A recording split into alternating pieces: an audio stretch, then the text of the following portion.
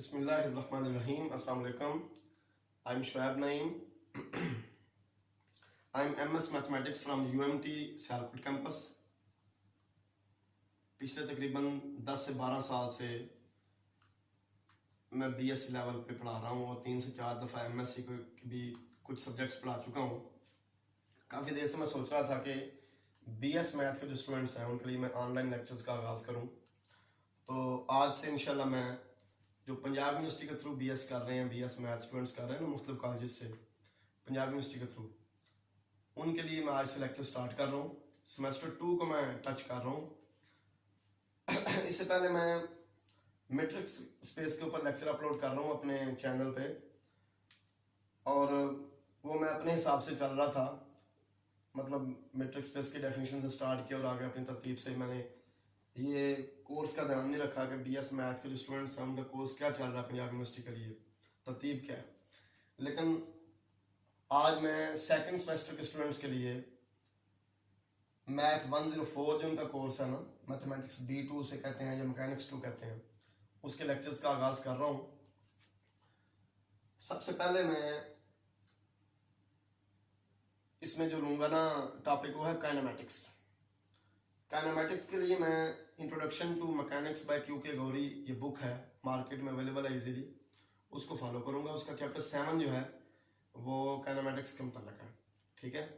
तो सबसे पहले तो हम डिस्कस करते हैं काइनेमेटिक्स क्या चीज़ है, और उसके बाद फिर उसका कुछ बेसिक कंसेप्ट आज मैं डिस्कस करूँगा, और तरतीब के साथ इंशाल्लाह आपके कोर्स के मुताबिक BS मैथ वालों का जो सेकंड सेमेस्टर में कोर्स है मैथमेटिक्स B2 का, इसके मुताबिक मैं चलूँगा।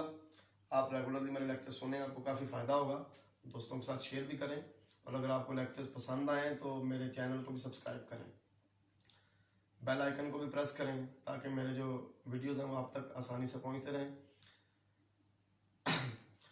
और कमेंट्स भी दें, कमेंट्स दें ताकि उन कमेंट्स के मुताबिक मैं अपनी चीज़ों को मॉडल कर सकूं और बेहतरी ला सकूं।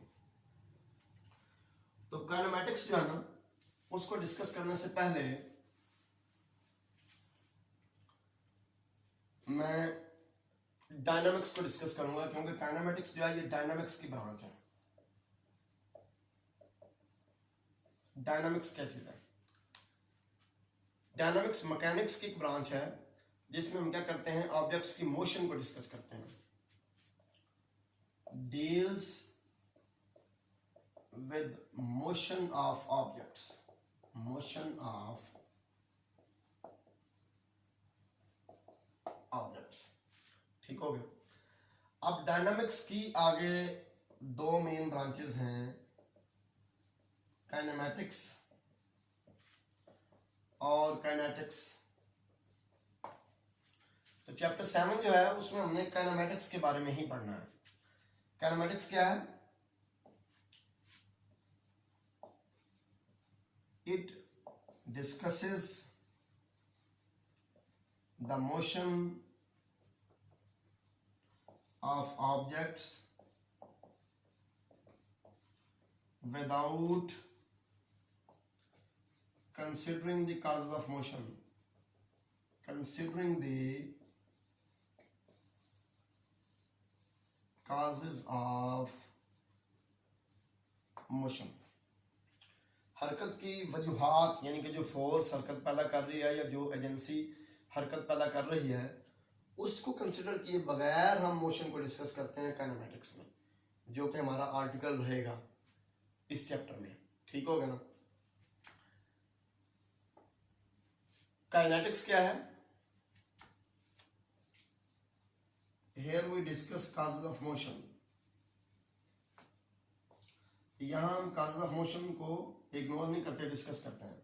Here we discuss causes of motion. अब क्योंकि बात ही मोशन की हो रही है, हरकत की बात हो रही है, तो हरकत जो है ना उसमें फिर सबसे इंपॉर्टेंट जो हमारा आर्टिकल होगा सबसे पहले वो वेलोसिटी होगा। तो वेलोसिटी क्या चीज है? वेलोसिटी, वेलोसिटी जो है ना वो असल में rate of change of displacement होती है। मैं डिस्कस करता हूँ इसका पूरा डिटेल्स के साथ डिस्कस करता हूँ। सपोज करें कि एक पार्टिकल जो है वो प्लेन में मूव कर रहा है अलोंग कर्व, ठीक है। और सपोज करें किसी पॉइंट पी के, किसी भी टाइम टी के ऊपर हमारा जो पार्टिकल है वो पॉइंट पी पर है और पॉइंट पी का पोजीशन वेक्टर सपोज करें कि आर है, ठीक हो गया। टाइम टी के ऊपर पार्टिकल पॉइंट पी पे है और उसका पोजीशन वेक्टर क्या है, आर है। अब सपोज करें कि हमारा पार्टिकल डेल्टा टी टाइम के बाद, यानी कि टाइम अब क्या हो गया जी, T plus delta T, T plus delta T time पर हमारा पार्टिकल पॉइंट क्यू पे पहुंच चुका है जिसका position vector r plus delta r है, ठीक हो गया। तो फिर इस तरह ये P से Q तक जो वेक्टर होगा ना, पी क्यू वेक्टर, ये डेल्टा आर होगा, डेल्टा आर। सपोज कर लें कि पी क्यू आर्क जो है इसकी लेंथ डेल्टा एस है, पॉइंट क्यू पे पहुंच गया T plus delta T time पे, यानी कि आफ्टर टाइम डेल्टा टी, और पॉइंट क्यू का पोजीशन वेक्टर क्या है जी, आर प्लस डेल्टा आर। ये जो लिमिट है ना, limit delta t approaches zero delta r over delta T, इसको हम कहते हैं instantaneous velocity of the particle, particle की इंस्टेंटेनियस वेलोसिटी, और इसको हम v से रिप्रेजेंट कर लेते हैं, ठीक हो गया। तो ये बाय डेफिनेशन ये क्या है असल में, ये डेरिवेटिव है पोजीशन वेक्टर r का विद रिस्पेक्ट टू टाइम। तो असल में जो इंस्टेंटेनियस वेलोसिटी है किसी भी लम्हे, जो वेलोसिटी है पार्टिकल की, वो क्या है असल में, instantaneous rate of change of position vector with respect to time. अब देखें, क्योंकि डेल्टा टी अप्रोचेस जीरो में लिमिट लगाई है, तो डेल्टा टी अगर अप्रोच करेगा जीरो को, तो ये जो हमारा पार्टिकल पॉइंट पी से पॉइंट क्यू तक गया था, ये जो डिस्प्लेसमेंट कवर हुई थी डेल्टा आर, ये डेल्टा टी टाइम में हुई थी। जब डेल्टा टी ही अप्रोच कर देगा जीरो को, तो फिर क्यू अप्रोच कर देगा पी को, यानी कि पॉइंट क्यू जो है ये पॉइंट पी के बिल्कुल करीब पहुंच जाएगा, बिल्कुल करीब। तो यहां पे फिर इस पोजीशन में डेल्टा आर और डेल्टा एस में कोई फर्क नहीं रह जाएगा, ठीक होगा ना। डेल्टा आर यानी कि vector from P to P, P to Q, और arc from P to Q, ये फर्क कोई नहीं रह जाएगा, ठीक होगा ना। तो जब क्यू अप्रोच कर देगा ना पी को, तो आप देखें डेल्टा आर बिल्कुल फिर along the tangent at P, delta R की डायरेक्शन जो है ये हो जाएगी अलोंग टेंजेंट एट पी, ठीक होगा ना। जब डेल्टा टी अप्रोच कर देगा ना जीरो को, क्यू बिल्कुल ही करीब आ जाएगा पी के, तो डेल्टा आर जो है उसकी डायरेक्शन अलोंग द टेंजेंट हो जाएगी। तो अब देखें v की डायरेक्शन और डेल्टा आर की डायरेक्शन सेम है, इसका मतलब है कि जो वेलोसिटी है इंस्टेंटेनियस वेलोसिटी वो क्या होगी, along the tangent at P, ठीक होगा ना। ये v की डायरेक्शन होगी along the tangent, along the tangent. अब इस वेलोसिटी की जो मैग्नीट्यूड होती है ना, मैग्नीट्यूड, उसको हम स्पीड कहते हैं, स्पीड वेलोसिटी की मैग्नीट्यूड हो गई। और ये क्या होगी, limit delta t approaches zero, delta R की मैग्नीट्यूड फिर आ जाएगी, ठीक हो गया। अब डेल्टा आर जब डेल्टा टी अप्रोच करता है जीरो को, क्यू बिल्कुल करीब आ जाता है पी के, तो ये डेल्टा आर और डेल्टा एस यानी कि vector from P to R, arc from P to Q, vector from P to Q और arc from P to Q, ये एक ही हो जाते हैं, सेम हो जाते हैं तकरीबन, ठीक होगा।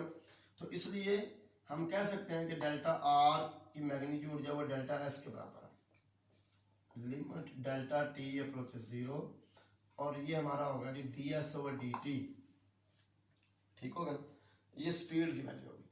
तो ये सारी डिस्कशन जो है इससे हमें पता क्या चला कि वेलोसिटी असल में क्या है, derivative of position vector of the particle with respect to time, ठीक हो गया। इनके किसी भी पॉइंट पे जो वेलोसिटी है वो क्या है, derivative of position vector of particle with respect to time, या आप कह सकते हैं instantaneous rate of change of position vector with respect to time.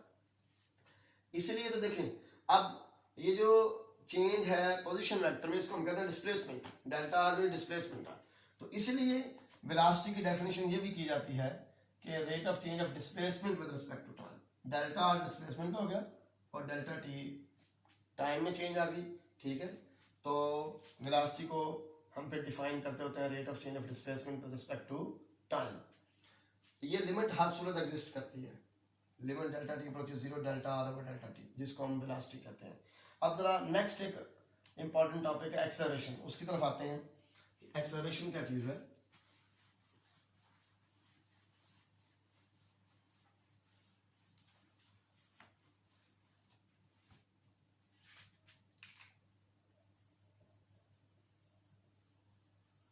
Acceleration,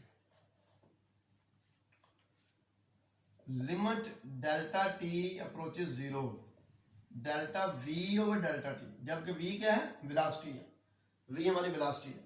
अगर ये लिमिट एग्जिस्ट करे तो इसको हम एक्सेलरेशन कहते हैं। यानी कि इसका मतलब ये हुआ, अब देखें ये तो डेरिवेटिव की डेफिनेशन है, derivative of velocity with respect to time d v over d t, इसका मतलब d v over d t हमारा एक्सेलरेशन होगा, ठीक है। अब v क्योंकि rate of change of displacement है, यानी कि d r over d t, ठीक है। तो इसलिए हम एक्सेलरेशन को लिख सकते हैं d two r over d t square.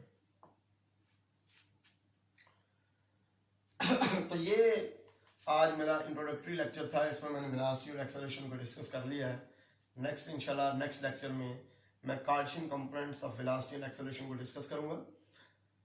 आप ध्यान से और तरतीब से मेरे लेक्चर सुनते रहें। इंशाल्लाह आपका जो मैथमेटिक्स B2 है, जिसे आप मैकेनिक्स 2 या MTH 104 कहते हैं, वो आपका अच्छे तरीके से तैयार हो जाएगा। मैं कोशिश करूंगा कि मैक्सिमम टॉपिक जो है वो तरतीब के साथ आपके साथ डिस्कस करूं। अल्लाह हाफिज़, अस्सलाम वालेकुम।